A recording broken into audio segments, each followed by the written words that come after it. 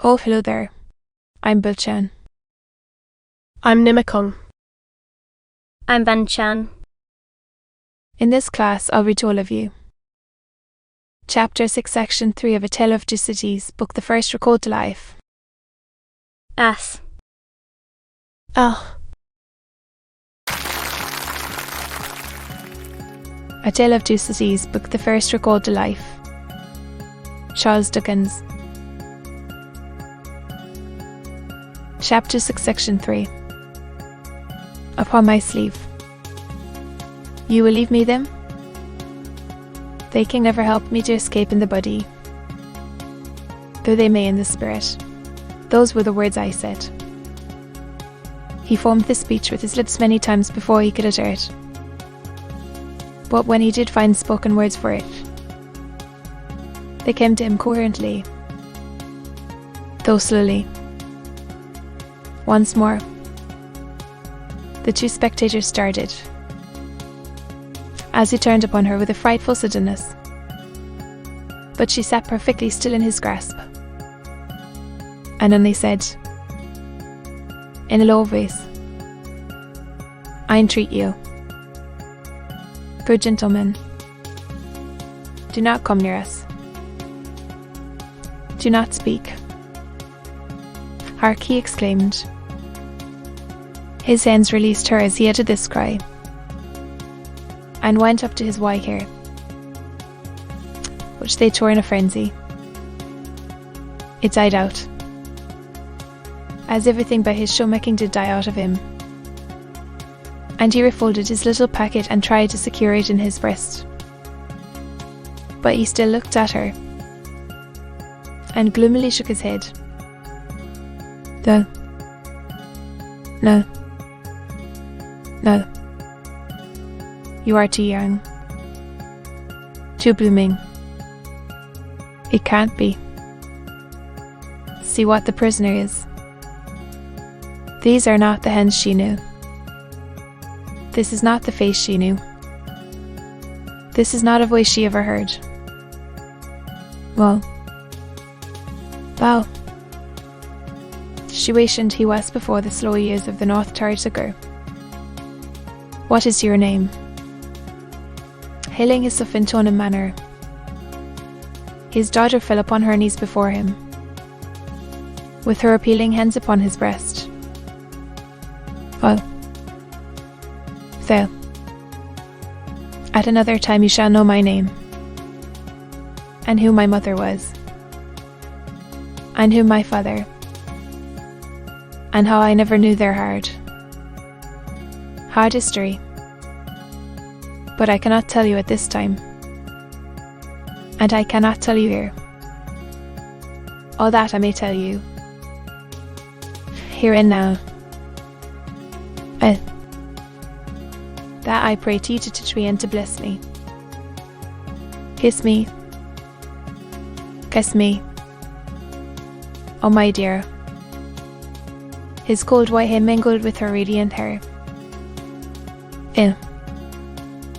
If you hear in my voice, you don't know that it is so. That once was sweet music in your ears. Weep for it. Weep for it. If you touch, in touching my hair, and free, weep for it. Weep for it. When I hint to you of a home that is before us, faithful service, I bring back the remembrance of a home long desolate, while your poor heart pined away. Weep for it. She held him close around the neck, and rocked him on her breast like a child. When I tell you, dearest dear, that your agony is over, and that I have come here to take you from it, and that we go to England to be at peace and at rest, I cause you to think of your useful life laid waste, and of our native France so wicked to you. Weep for it. Weep for it. And if, when I shall tell you of my name, and of my father who is living, and of my mother who is dead, you learn that I have to kneel to my honoured father, awake and wept all night, because the love of my poor mother hid his torture from me. Weep for it. Weep for it. Weep for her. Then, and for me. Good gentlemen, thank God.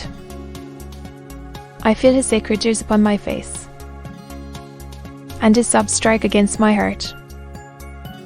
Oh, T. Thank God for us. He had sunk in her arms, and his face dropped on her breasts.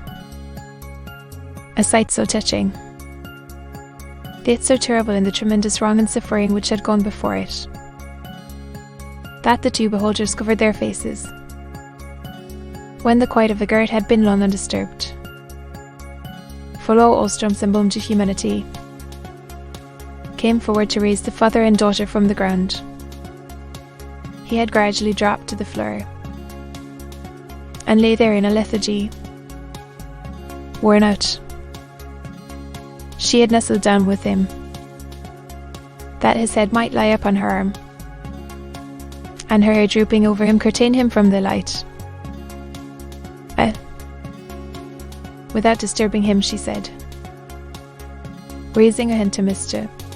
Lorry as he stooped over them, after repeated blowings of his nose. All could be arranged for our leaving Paris at once, so that, from the very door, but consider, is he fit for the journey? Asked Mr. Or more fit for that, I think, than to remain in this city. It is true, said Defarge, who was kneeling to look on and hear. More than that, Monsieur Minute is, for all reasons, best out of friends. That's business, said Mr. Lorry, resuming on the shortest notice his methodical manners.